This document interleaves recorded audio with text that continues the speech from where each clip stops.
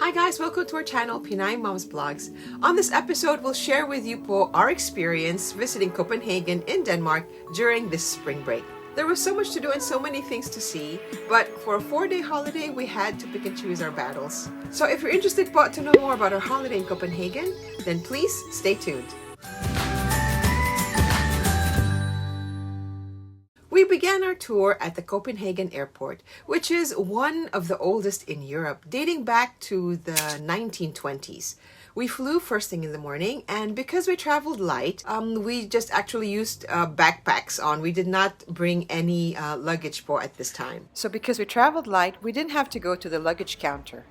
We also skipped the line on getting public transport tickets because we got them already online.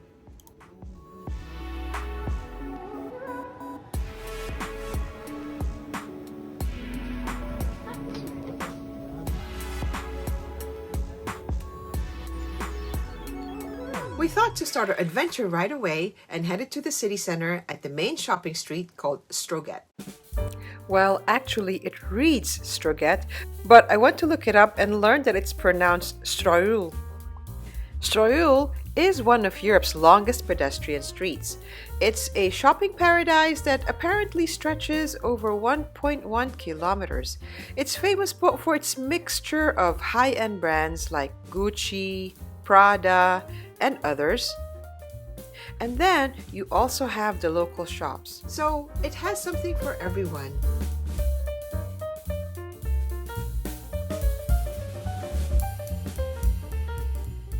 And while you're there, you can actually find hidden gems that offer more affordable and unique shopping experiences. So look for the smaller boutiques or local designer shops for your one-of-a-kind items. One tip, visit po in the morning, like we did, to avoid the biggest crowds, and then you can enjoy a more relaxed experience. We were quite lucky that we were there while the shops were just opening, so we even got the chance to have some coffee at the rooftop cafe of Ilum, which is something similar to Bijenkorf for our viewers here in the Netherlands. And because it wasn't too busy yet, we were able to see a nice view of the city from the rooftop terrace.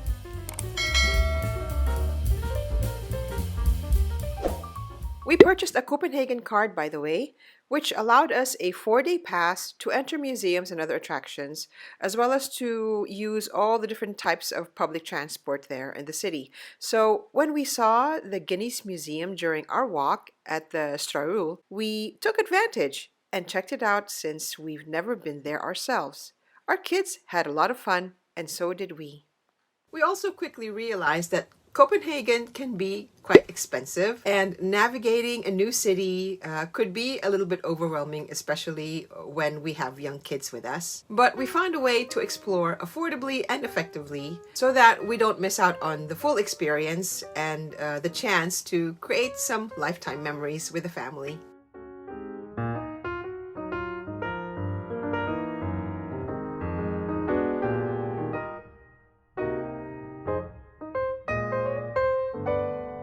Strolling back along the streets, we walked around to see a few more shops, and then we headed towards Nyhavn Harbor, which is actually read as Nyhavn, I guess, but it's pronounced Nyhavn.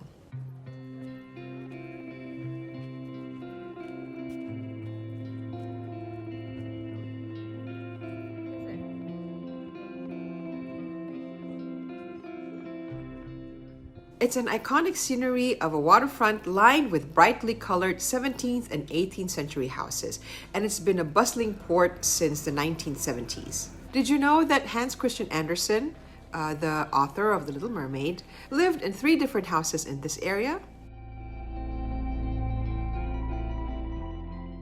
Since it was our first day, we opted to try one of the restaurants, and just as a warning, and I guess in retrospect we should have known this, but food can be quite pricey if you eat on one of these restaurants along the harbor. So for a more budget-friendly meal with the same charming atmosphere, you can try grabbing some takeout on a nearby deli, and then you can also enjoy having it on the public benches along the canal.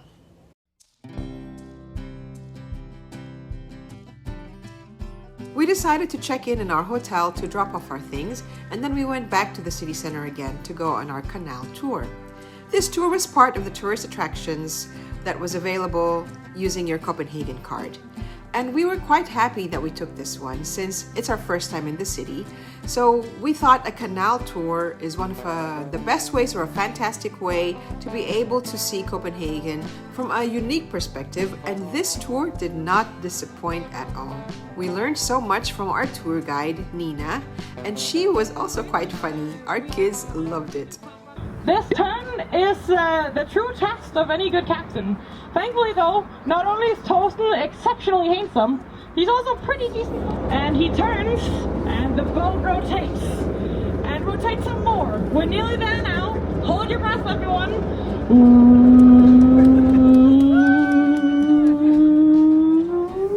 Yes! Give it up for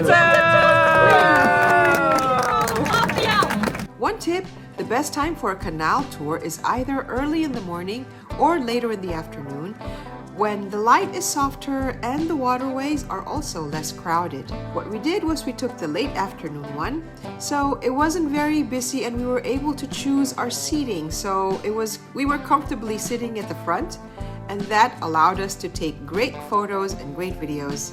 I definitely think that a canal tour is a must if it's your first time in Copenhagen, to really get that experience. We had so much fun during our first day of holiday, but we also did not want to be too overwhelmed, so we decided to go home, grab some groceries, and get something to eat next door. The kids were craving for sushi, so we treated ourselves because it has been a long time since we ate sushi. But don't worry, we did have great pastries in the morning, and my husband enjoyed his smørrebrød for lunch.